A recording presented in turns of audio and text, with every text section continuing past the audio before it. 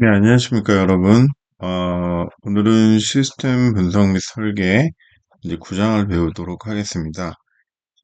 그 전에 이제 지난 시간에 우리가 UX에 대해서, UI에 대해서 기본 개념을 좀 배웠죠. 그래서 그 개념에 대해서 잠깐 또 서머리를 하고 넘어가도록 하겠습니다.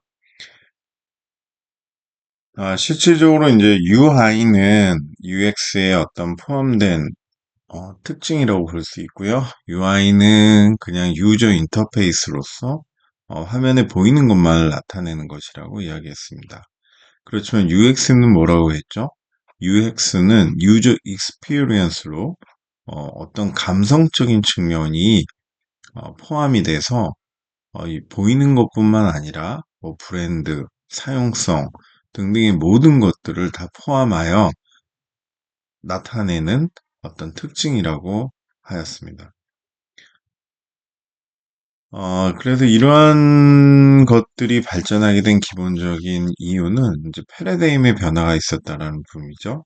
그래서 HCI 발전이 있었기 때문에 UX가 진화가 됐고요. 그리고 단순한 어떤 기능의 처리 중심에서 이제 사용자 중심으로 시스템이 진화한 부분이 있고요. 인터페이스 종류도 굉장히 됐다라는데 또 원인이 있습니다. 그리고 여러분이 이제 인터페이스를 설계를 하려면 GUI, 웹 인터페이스, 명령어 기반, 텍스트 사용자 기반이 있었고, 또 UI 설계하는 데 있어서 버튼, 체크박스, 라디오 버튼, 텍스트 리스트, 콤보 박스, 메뉴 다이얼로그 박스 등이 있었습니다.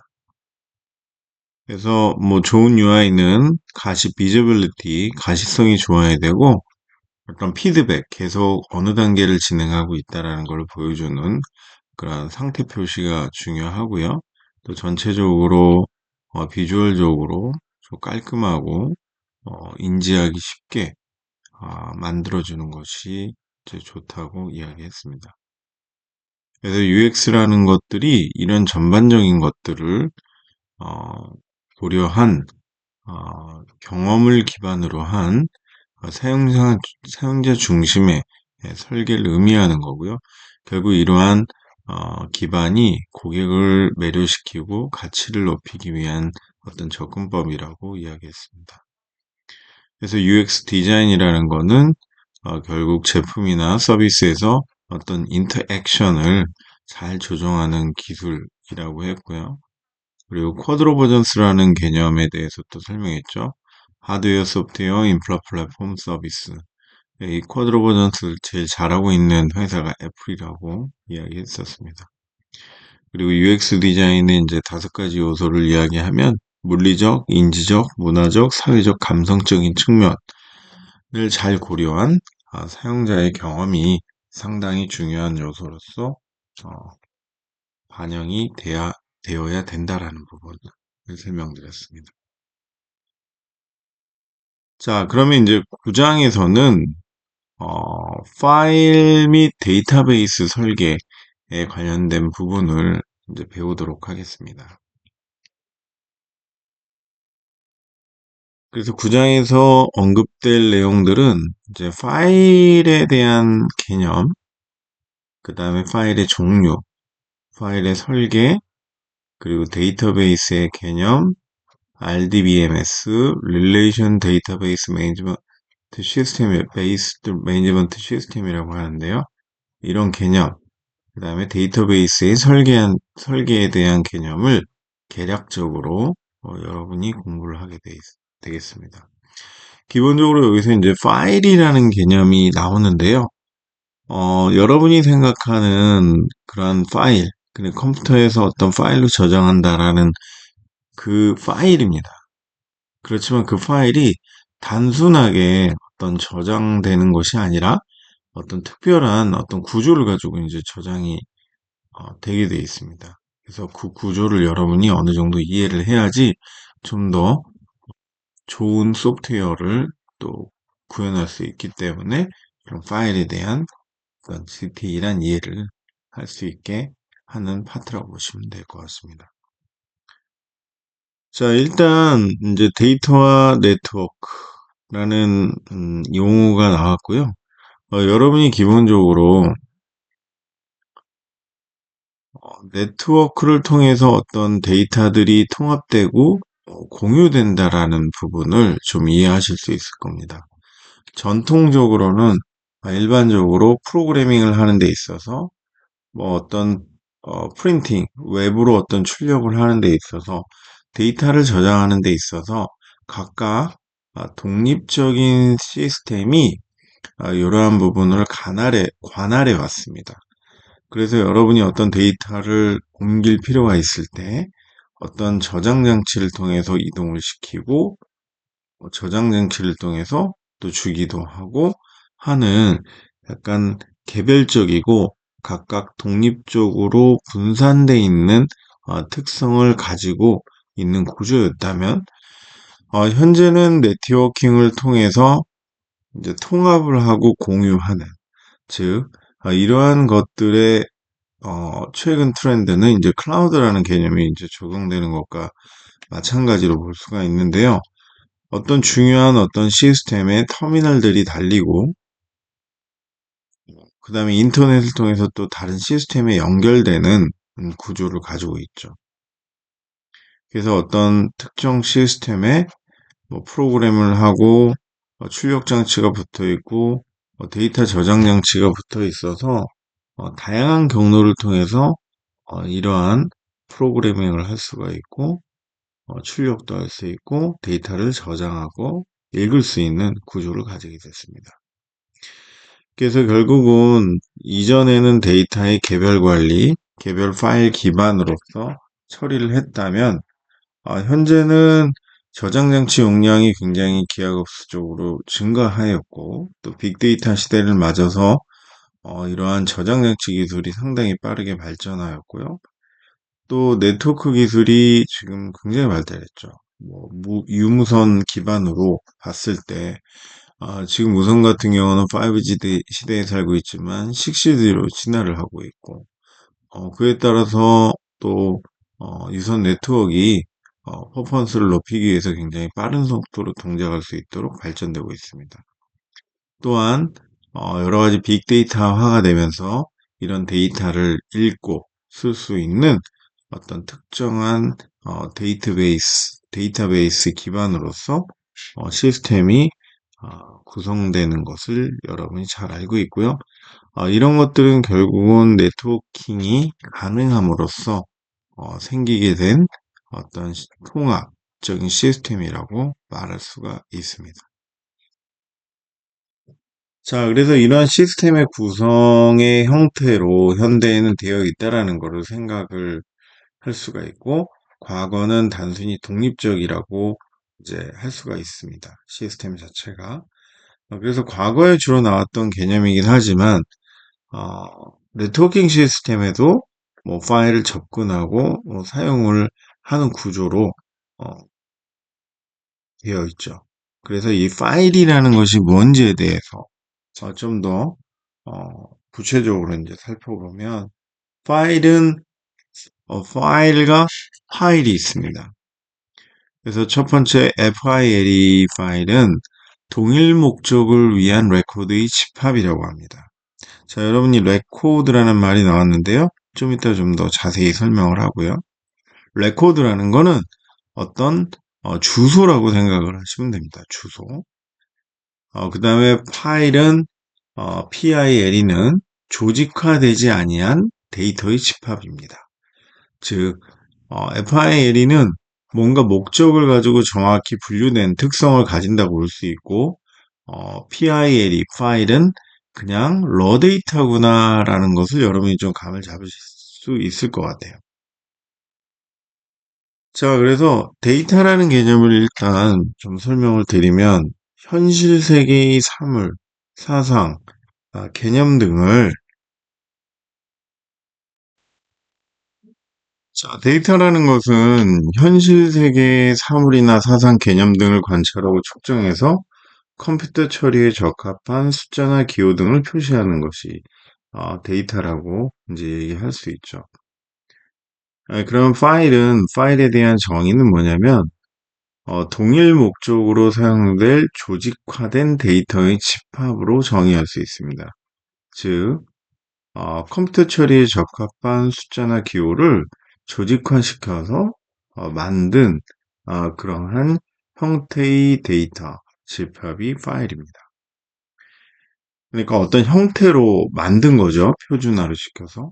근데 파일인 PIL에는 아무런 처리 과정을 거치지 않은 원시 데이터의 단순한 집합입니다.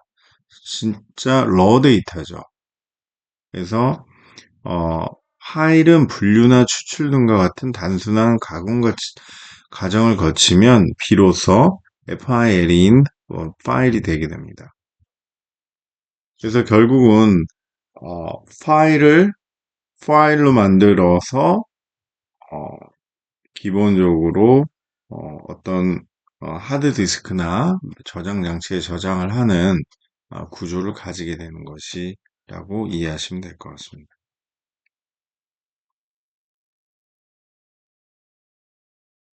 자, 그러면 파일이 과연 어떠한 기본 체계로서 구성되어 있는지를 살펴볼 필요가 있는 것이죠. 파일은 기본적으로 여러분이 좀 전에도 이야기 드렸지만 저장 장치의 0, 1이라는 이진수로 저장이 되게 됩니다. 그렇죠?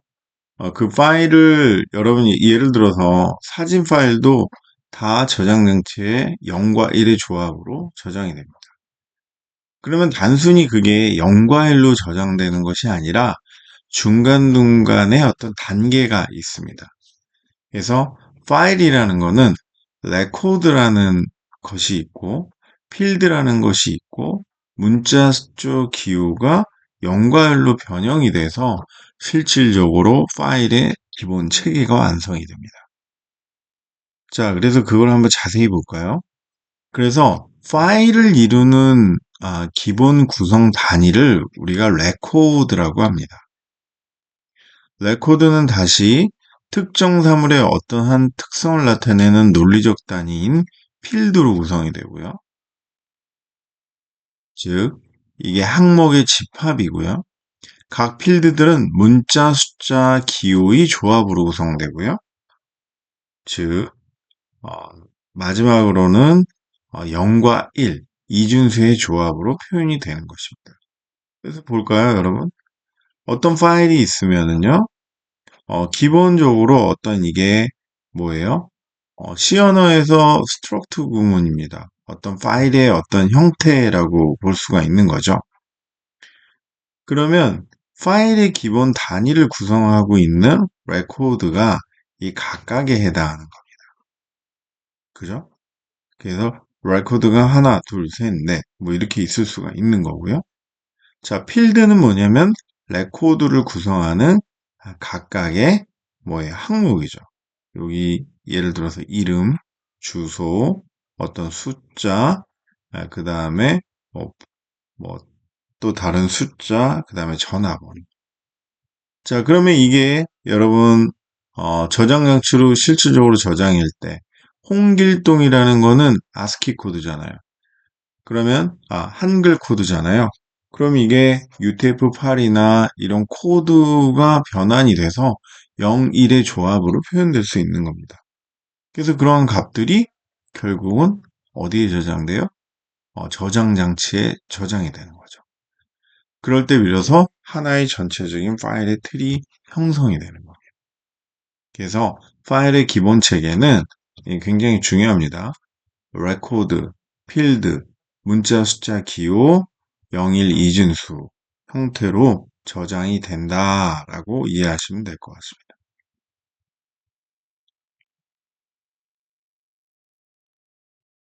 자, 그러면 뭐 성적 처리의 예에 대해서 한번 어, 파일의 기본 구성 체계를 보여준 화면인데요. 결국 여러분 오른쪽을 보십시오. 맨 오른쪽에 나와 있는 파일을 보면 레코드들이 있고 각 레코드들은 뭐예요? 학생 1, 2, 3, 4, 5, 6, 7, 8, 9, 10 각각에 해당되는 하나의 어떤 레코드의 어떤 위치에 대한 정보라고 볼 수가 있습니다. 그러면 레코드에는 어떤 게 있어야 되죠? 학생 1을 나타내주는 학번, 이름, 그 다음에 뭐예요? 각 학생 1에 대한 각각의 성적들, 이런 것들이 저장돼야 되겠죠. 그래서 이런 것들이 바로 필드이죠. 그래서 요 그림 같은 경우는 거꾸로 보여주는 건데요. 필드들이 이런 게 있고, 학번, 이름, 국어, 영어, 수학. 이런 것이 하나가 레코드를 구성하고, 이러한 레코드가 여러 개 있으면은 여러 학생들의 정보를 파일에 저장할 수 있다라는 개념인 것입니다. 그래서 결국 파일이라는 거는 동일 목적을 위한 레코드들의 집합이다라고 얘기를 할 수가 있습니다. 자, 그러면 레코드는 그러면 어떤 것들이 있는지를 보여주는 장표입니다. 레코드가 단순히 한 개만 있는 것이 아니라요, 여러 가지 사용하는 방법에 따라서 다양하게 또 표현될 수 있는데요. 첫 번째는 고정 길이 레코드입니다. 이거는 말을 안 해도 여러분 아시겠지만 길이가 딱 픽스되어 있는 경우를 이야기합니다. 그래서 뭐 홍길동, 이름, 그 다음에 주소, 그 다음에 뭔가 어떤 숫자, 그 다음에 뭐 우편번호면 우편번호일 수도 있겠죠. 전화번호. 이런 식으로 어떤 필드들이 픽스가 돼 있고 이 필드들의 길이가 딱 고정돼 있습니다. 그죠?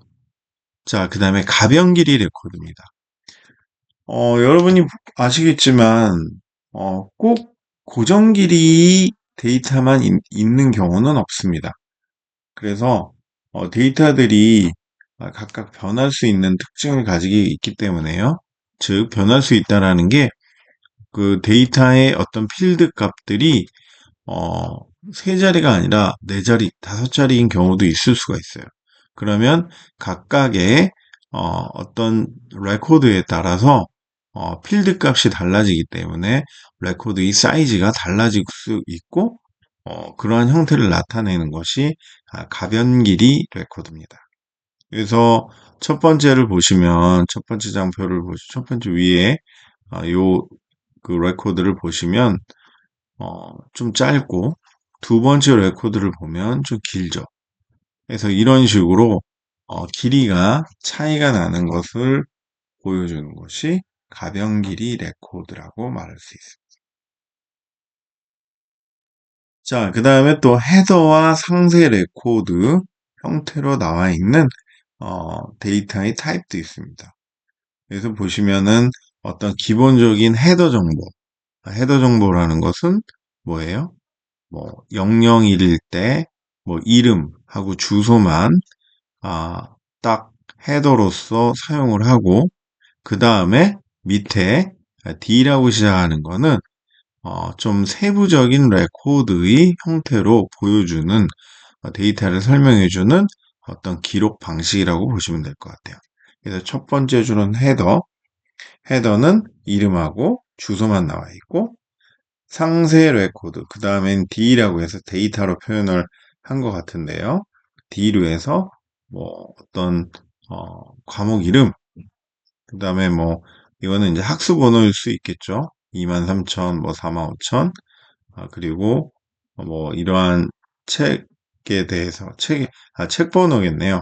책 번호에 대해서 뭐 현재 상태를 나타내는 이런 구조로 DB나 레코드 타입을 구성할 수 있습니다. 그래서 이렇게 헤더와 상세 레코드로 또 구분하는 경우도 있다. 등등 이거 말고도 다양한 형태로 여러분이 어떤 자료 구조, 레코드를 구성을 할 수 있을 거라고 또 생각이 들겠죠? 그렇습니다.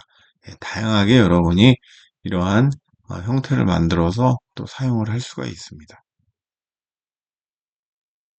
자, 그 다음에 이제 논리 레코드와 물리 레코드에 대한 설명을 하도록 하겠습니다. 여러분이 논리 레코드는 이렇게 생각하시면 됩니다. 기본적으로 여러분이 코딩을 할 때 코딩에서 사용되는 어떤 변수에 의해서 접근하는 그러한 번지, 어드레스를 우리가 논리 레코드라고 그러고요.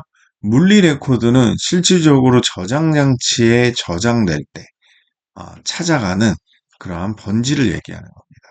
네, 그래서 피지컬한 거는 물리 레코드고 소프트웨어로 접근하는 거는 논리 레코드라고 보시면 될 것 같습니다. 그래서 논리 레코드는 프로그램의 처리 단위고요. 물리 레코드는 메모리와 보조기억 장치의 전송 단위고 이러한 전송을 할 때 사용되는 방식은 블로킹, 디블로킹, 블로킹 개수라는 말이 있습니다. 그래서 블로킹은 누리 레코드에 대한 형성, 만들어 주는 거고요. 그 다음에 디블로킹은 물리 레코드를 해체하는 거고, 그 다음에 블로킹 개수는 물리 레코드에 포함된 논리 레코드 개수를 나타냅니다. 그래서 이거에 대해서 좀 자세히 한번 살펴보도록 하겠습니다.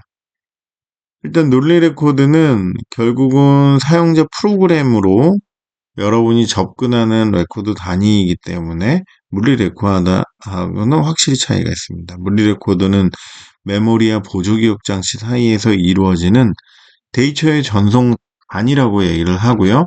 그거는 이제 블락이라고 얘기합니다. 예를 들어서 여러분이 잘 모르실 수 있겠지만 어떤 파일을 전송을 할 때, 1024, 한 번에 전송할 때 1024 바이트 전송을 하겠다. 4096 바이트 전송을 하겠다. 이런 게 픽스되어 있습니다. 그래서 그런 것들을 하나의 블락이라고 얘기를 합니다.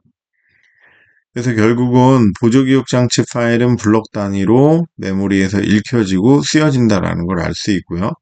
그리고 그 블럭에는 레코드가 한 개만 있는 것이 아니라 굉장히 많은 레코드들이 포함되어 있고 실질적으로 프로그램을 작성해서 접근을 하고 사용을 할 때는 각각 이 레코드를 실질적으로 하나하나씩 사용을 해서 접근을 해서 사용한다라고 하는 것을 여러분이 이해하고 계셔야 됩니다. 자, 그러면 디블로킹에 대한 설명을 해보면 디블로킹은 물리 레코드가 메모리로 읽혀져 들어와서 프로그램에서 처리를 하도록 만들어주는 거죠. 그러니까 결국 물리 레코드가 뭘로 변해야 돼요? 논리 레코드로 변해야 되죠. 프로그래밍은 로지컬 레코드를 사용을 합니다. 그러니까 가상의 레코드인 거죠. 실질적으로. 직접적으로 피지컬 레코드를 액세스를 하려면 물리 레코드로 변환돼서 해야 됩니다. 그 다음에 블로킹이라는 말은 물리 레코드를 접근하는 거겠죠. 그래서 프로그램에 의해서 처리된 결과가 보조기억 장치로 전송되기 위해서 논리 레코드를 물리 레코드로 변환을 시켜주는 형태라고 보시면 될 것 같아요. 그리고 블로킹 개수라는 거는 물리 레코드에 포함되는 논리 레코드의 개수. 한 물리 레코드에는 논리 레코드가 5개다, 6개다. 이렇게 정의가 될 수 있습니다. 그럴 때 우리가 그거를 블로킹 개수라고 합니다. 그리고 실질적으로 물리 레코드의 크기는 제한이 없습니다. 그래서 일반적으로 우리가 어떤 데이터를 저장하고 사용을 할 때 버퍼라는 것을 정해서 거기에다 임시로 저장을 해서 저장 장치에 그러니까 버퍼라는 것은 물리적인 메모리에 어떤 램에 저장되는 형태의 데이터인데요. 그걸 어떤 파일에 저장을 하려면 그 버퍼 사이즈가 결국은 디펜던시가 있을 수밖에 없습니다. 그렇기 때문에 버퍼의 크기를 고려해서 우리가 물리 레코드 크기를 이제 결정해야 되고요. 실질적으로는 요즘에는 이제 데이터베이스라는 거를 사용을 해서 저장을 하고 데이터를 읽어오고 하기 때문에 우리가 그런 부분을 크게 고려할 필요도 없고 설계를 할 필요가 없습니다만 예전에는 이런 부분까지 고려해서 정확하게 코딩을 하고 그 다음에 데이터를 전송하고 전송받고 하는데 사용을 했습니다. 그래서 이런 설계를 구체적으로 어, 하면서 데이터를 교환할 때 어느 정도 얼마 사이즈의 데이터가 오는지 얼마 사이즈의 데이터를 저장할 수 있는지를 체크를 해야 되기 때문에 다 고려해서 설계가 되었습니다. 그래서 이런 부분들을 기본적으로 프로그래머와 그 다음에 시스템 분석가와 설계자들은 정확히 알아야지만 어, 구현을 할 수 있기 때문에 코딩을 할 수 있기 때문에 이런 부분들을 어, 다 이해하고 있어야 된다고 말씀드릴 수 있을 것 같습니다. 자, 그래서 결국은 보면 논리 레코드와 물리 레코드를 도식화한 장표라고 보시면 될 것 같아요. 그래서 CPU 메모리에서 프로그래밍이 돌겠죠. 프로그래밍이 돌면 그거는 뭐예요? 프로그래밍은 논리 레코드라고 얘기를 했습니다. 그래서 논리 레코드가 결국 1부터 n까지 있고요. 이러한 논리 레코드의 개수가 물리 레코드로 표현한 게 하나의 블락이라고 얘기를 할 수 있다고 그랬잖아요. 그래서 물리 레코드 1은 여러 개의 논리 레코드를 가질 수 있다고 얘기했습니다. 그래서 보조 기억 장치에 이런 물리 레코드가 있고요. 논리 레코드 여러 개가 표시되는 것을 볼 수가 있습니다. 자, 그래서 논리 레코드와 물리 레코드를 파일과 블럭과 레코드의 관계를 표시한 그림이 지금 보이는 장표라고 보시면 될 것 같고요. 그러니까 파일에 이제 블럭이라고 하는 거는 레코드가 여러 개 들어가 있는 거고요. n개의 레코드가 들어가 있다고 치면은 레코드에는 또 뭐예요? 항목들, 필드가 여러 개 들어가 있는 구조로 표현될 수 있다는 부분 여러분이 인지를 하면 될 것 같고요. 결국은 이러한 파일 처리를 하기 위해서는 프로그램에서 논리 레코드를 가지고 이러한 피지컬한 물리 레코드에 접근을 한다라고 이해하시면 될 것 같습니다. 자, 또 그러면 물리 레코드는 그러면 어떠한 종류의 것이 있을까라는 설명을 하는 것이 바로 물리 레코드의 구성 형태입니다. 그래서 물리 레코드의 구성 형태는 비블록화 고정 길이 레코드, 비블록화 가변 길이 레코드, 비블록화 고정 길이 레코드, 블록화 가변 길이 레코드가 있습니다. 여러분이 기본적으로 어, 이 용어를 보면은 좀 느끼셨을 것 같아요. 고정 길이, 가변 길이에 대해서는 우리가 이미 배웠고, 블러커와 비블러커에 대해서도 우리가 배웠어요. 그래서 뭔가 그 두 가지를 조합을 해서 나타난 형태가 바로 물리 레코드의 구성 형태라는 거는 인지를 하셨을 것 같고요. 그러면 그거에 대해서 하나 좀 알아보도록 하겠습니다. 비블럭화 고정 길이 레코드는 Unblocking Fixed Length 레코드인데요. 논리 레코드는 그 자체가 하나의 물리 레코드가 되며 레코드의 길이가 모두 일정한 크기로 고정된다. 요게 바로 특징입니다. 그래서 IRG 수가 많아져. IRG가 뭐냐면 인터 레코드 갭이에요. 각 레코드 사이에 일정한 영역이 기본적으로 확보가 돼야 되겠죠. 왜 그러냐면 동일하게 어, 어느 일정한 크기로 고정이 돼야 되다 보니까 그러한 레코드의 일정한 영역 확보가 필요하게 됩니다.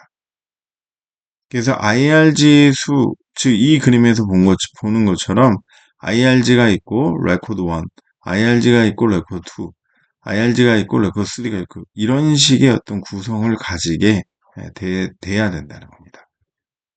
그렇기 때문에 IRG의 개수가 많아져서 매체 사용 효율이 나쁠 뿐만 아니라, 그러니까 갭이 많으니까 결국 비효율적인 측면이 있는 거죠.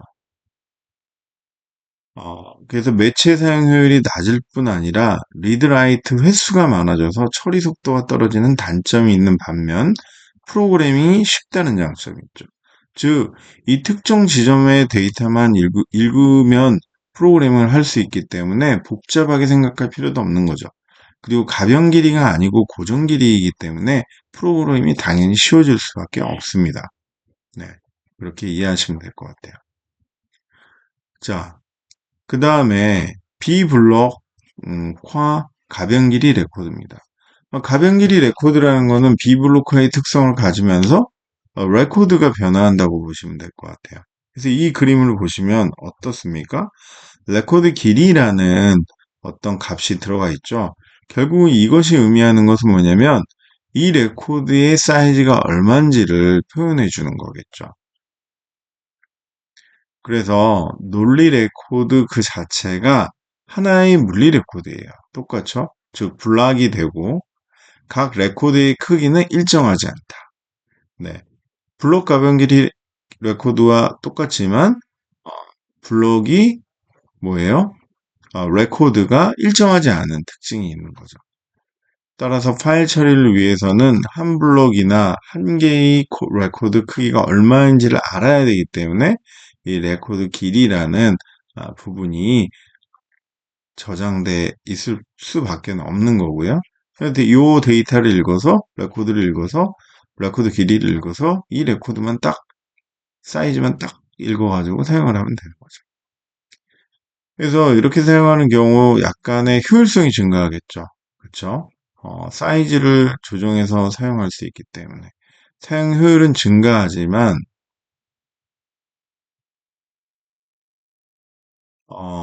처리 속도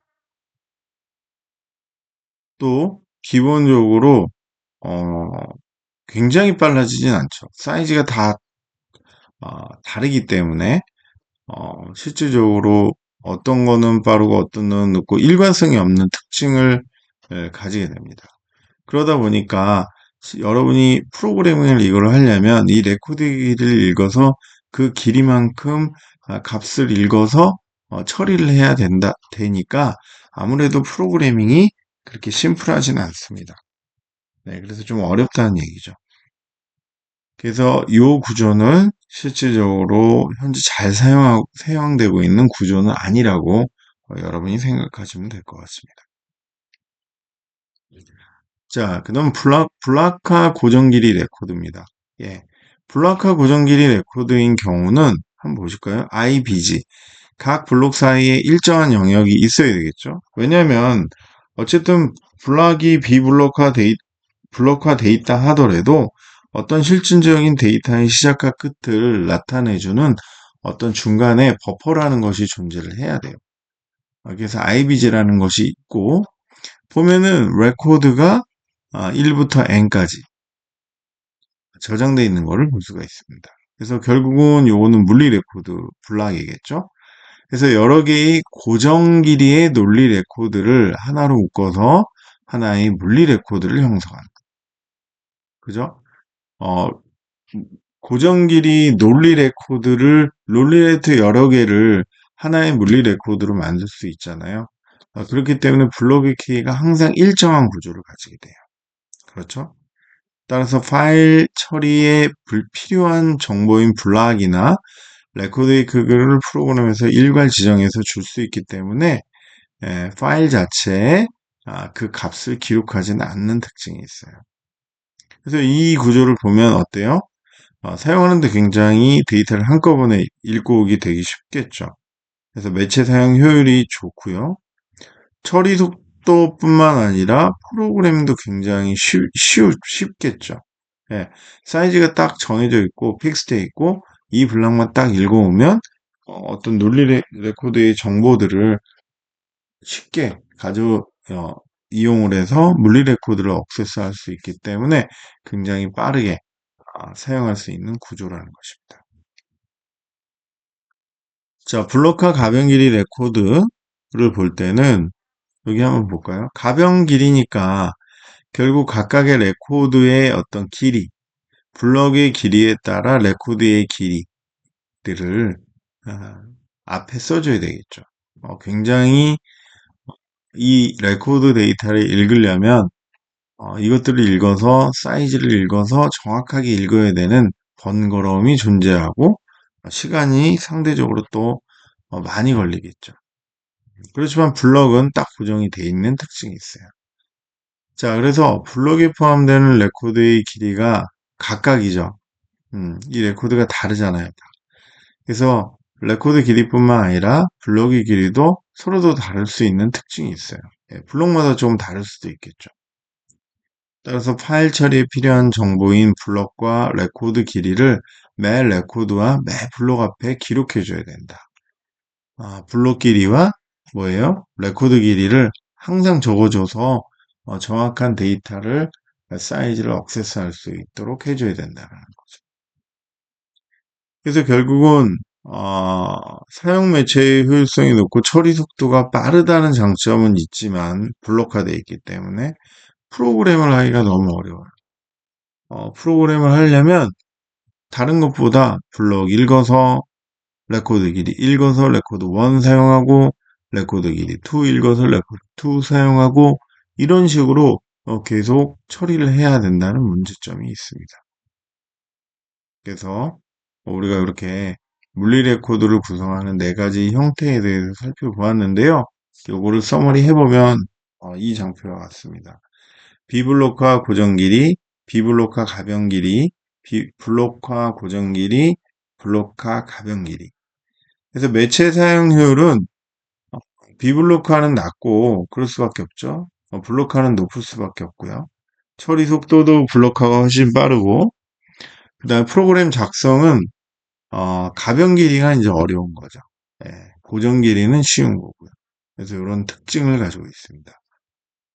그래서 일반적으로 블록화가 이루어지면 매체의 사용 효율과 처리 속도는 굉장히 빨라지고 가변 길이 레코드는 프로그램 작성이 좀 어렵다는 그러한 일반적인 우리가 견해가 있습니다.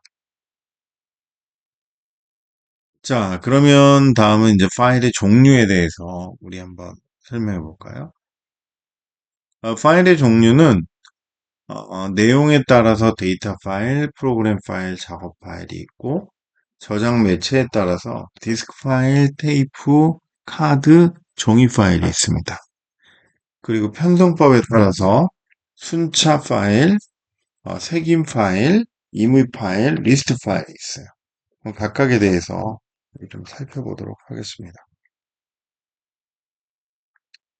일단은 내용에 의한 분류에 따라서 우리가 파일에 수록된 내용을 기준으로 분류를 해보면 데이터용, 프로그램용, 작업용이 있어요. 여러분이 이미 경험하신 어떤 파일의 형태인데요. 데이터용은 소스 코드, 그리고 마스터, 주요하게 사용돼야 되는 파일이죠. 트랜잭션은 어떤 거래, 그러니까 어떤 정보가 처리될 때 중간중간에 나타나는 정보들. 히스토리 파일도 전체적으로 어떤 파일이 처음부터 마지막까지 업그레이드가 됐을 때까지 전 과정을 히스토리라고 얘기하죠. 그리고 서머리는 전체적인 요약, 트레일러는 어떤 파일에 뭐 체크 비트 같은 일종의 그러한 것들을 부과해서 에러를 방지하는 형태. 그런 게 데이터용 파일 구조이고요. 프로그램용은 여러분 소스 코드 오브젝트 프로그램. 이건 다 알 거예요. 이런 게 있고 작업용은 뭐 중간 임시 결과를 보여주는 거, 체크 포인트 입출력을 나타내는 데이터 파일들 이런 것이 있을 수가 있습니다. 그래서 좀 더 구체적으로 우리가 각각에 대해서 살펴보면 데이터 파일은 이제 소스 데이터 파일이라는 것이 있었죠. 이거는 뭐냐면 외부에서 발생된 데이터를 입력한 그대로 매체에 수록한 파일. 그죠? 소스니까요. 마스터 파일은 어떤 작업을 수행하는 데 있어서 가장 근본이 되는 파일 구조입니다. 트랜잭션 파일은 거래 파일, 주로 자료 변동이 있을 때 그 변동이 어떤 것인지를 잘 저장하는 파일이죠. 결국 이 파일이 굉장히 중요하죠, 여러분. 결국은 어떤 마스터 파일의 추가 삭제, 조회, 갱신 등 이런 거를 할 때 트랜잭션 파일의 형태를 보고 이해를 하게 됩니다. 뭐 해킹 같은 거 들어와도 이런 트랜잭션 파일 같은 거를 잘 살펴보면 그 정보들을 여러분이 손쉽게 체크할 수 있습니다. 그래서 그런 분석을 하는 데 있어서 어, 중요하게 사용할 수 있는 파일이고요. 히스토리 파일은 뭐 어떤 새로운 파일이, 새로운 결과가 생성되면 그 이전에 데이터를 누적시켜 놓은 파일이죠. 그리고 서머리는 요약 또는 합계 파일이고, 파일의 내용을 요약하거나 집계해 놓은 파일. 그거를 서머리 파일이라고 얘기를 하고요.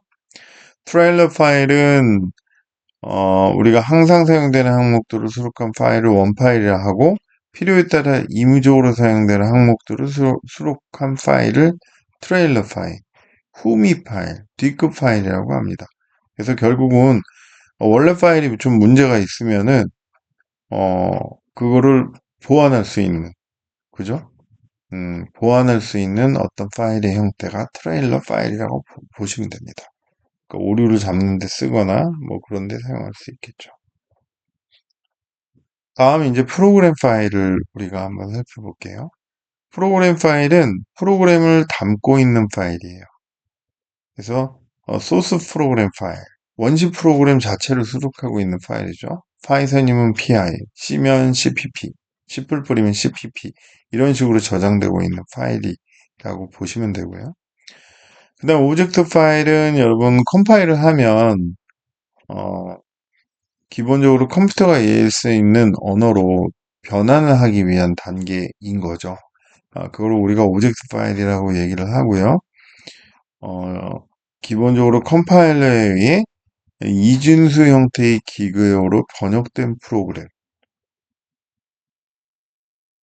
그래서 결과가 .5로 나타나는 형태라고 볼 수가 있는 겁니다.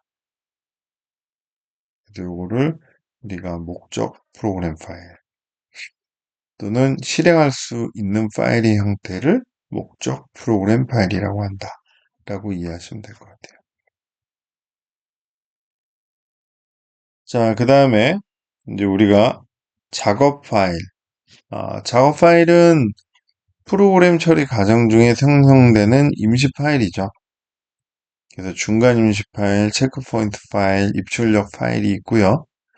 중간 임시 파일이라는 거는 여러분이 알고 계시겠지만 작업 처리하는 처음부터 끝까지 과정이 있으면 중간중간에 어떤 결과를 임시로 저장하는 파일이에요. 그래서 여러분이 코딩을 하거나 어떤 컴파일을 실행시켜 보면은 템프 디렉토리가 만들어지는 경우가 있어요. 그래서 그 템프 디렉토리에는 오브젝트 파일이 저장되기도 하고요. 어떠한 데이터베이스의 저장 파일이 어, 그 안에 임시로 들어가 있기도 하고요. 이런 식으로 중간중간에 어떤 파일이 생성되는 거를 볼 수 있는 파일의 형태가 중간 임시 파일이라고 이야기할 수 있습니다. 그 다음에 체크 포인트 파일은 결국은 작업 과정이 길 경우 중간 지점 설정하고 그 지점까지 어떤 결과를 로딩해주는 포인트를 정해서 계속 이제 보여주는 그런 파일 구조라고 보시면 될 것 같아요. 그래서 중간 지점까지 결과를 수록해 두는 파일, 백업 파일과 유사한 파일이다 라고 얘기할 수 있고요. 입출력 파일은 입력 작업과 출력 작업에 사용되는 파일을 역할이 종료되어 재사용을 위해 보존하게 되는데 이런 파일들을 제한적으로 작업 파일로 분류할 수 있습니다. 그래서 이런 입출력 파일을 가지고 하는 것은 재사용을 위해 우리가 보존을 한다라고 이해하시면 될 것 같습니다. 그래서 파일의 종류에서 보면 트랜잭션 파일들 두 개가 있으면 결국 고객 파일이라는 걸 이렇게 만들 수가 있는 구조가 되죠. 어떤 고객 번호가 있고 날짜가 있고 결제 코드가 있고 그 다음에 각각의 금액이 있습니다. 그럼 이 두 개를 합치면은 어때요? 거래 파일이죠. 트랜잭션 파일은.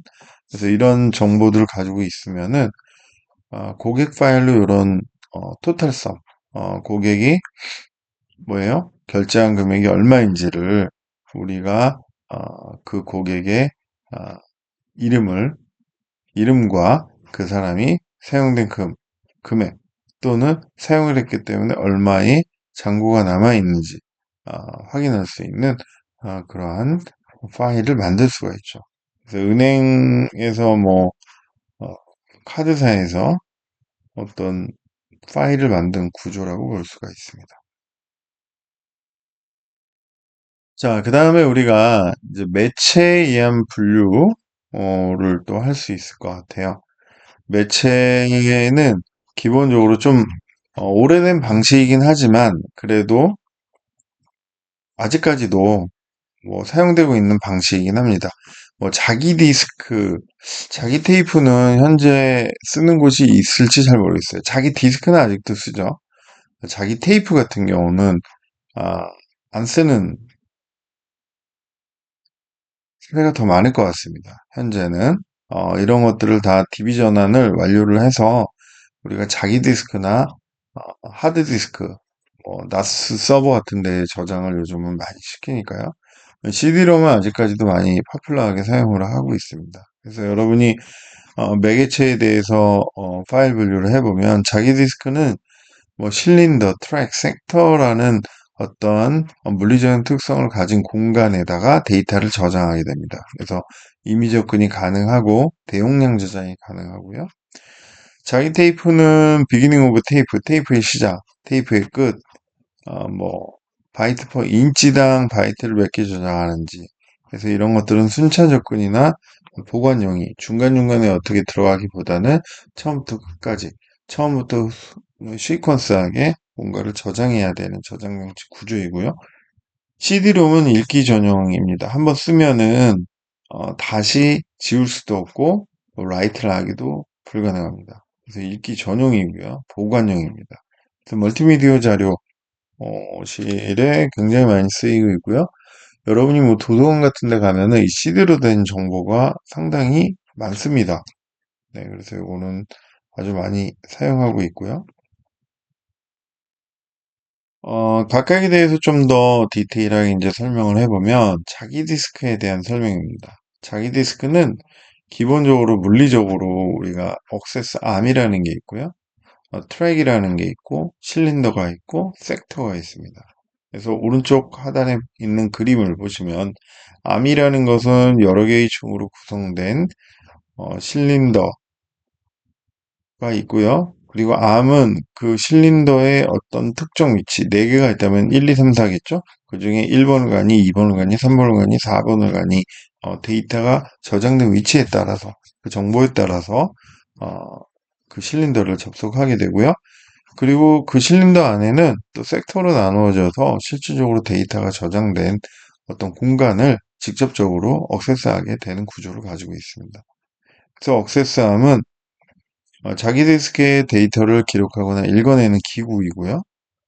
실질적으로 트랙은 여러 개의 동심원으로 구성된 거, 실린더는 여러 장의 디스크 구성 시 같은 위치에 있는 트랙들의 집합, 섹터는 여러분이 이제 뭐 실질적으로 저 옆에 그 오른쪽 하단의 그림을 보시면은 어, 그 데이터를 뭐예요?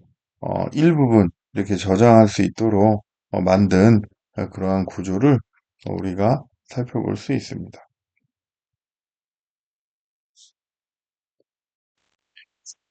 자, 그리고 TPI라는 용어가 있었는데요. 자기 디스크 용량 같은 경우는 한 장의 디스크가 얼마나 많은 트랙을 보유하고 있냐에 따라서 이제 결정이 됩니다. 네, 그거를 우리가 TPI라고 얘기합니다. 그래서 참고로 알아두시면 될 것 같고요. 자, 디스크의 접근 시간에 대한 관점으로서 나눠보면 탐색 시간, 회전 지연 시간, 전송 시간, 디스크 접근 시간을 이야기할 수 있습니다.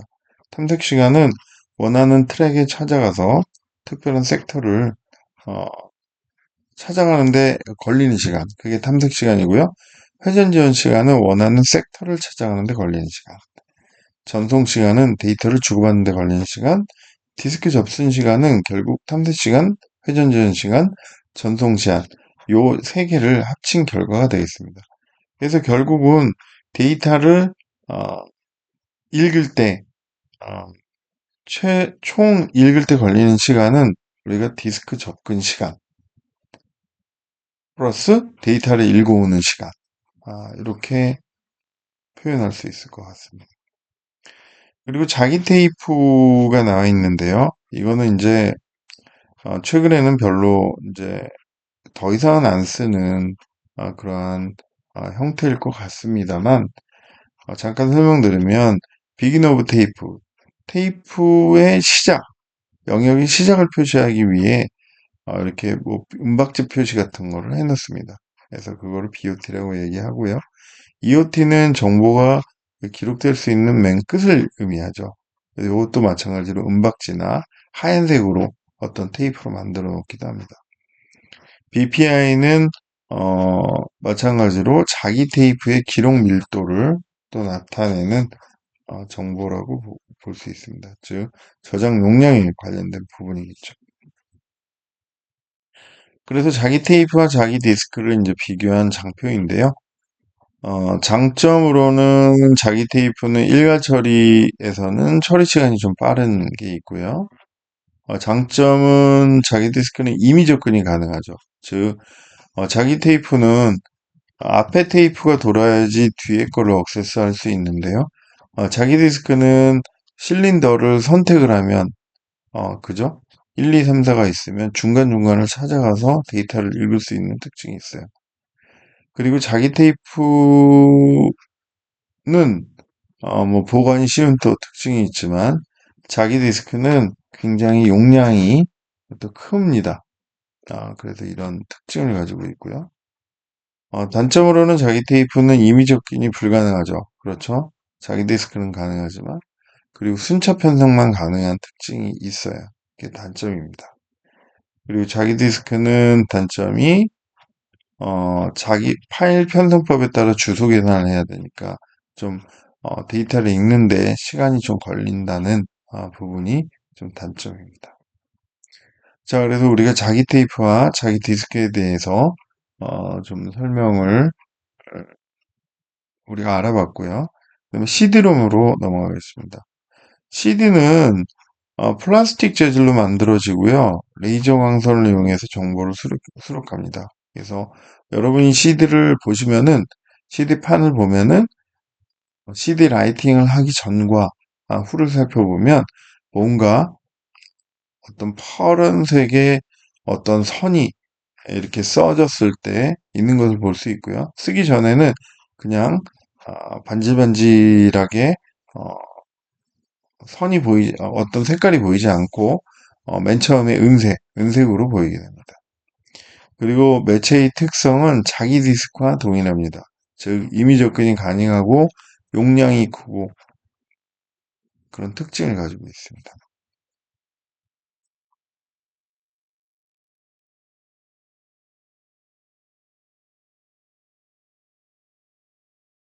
자, 그 다음에 파일 편성법인데요.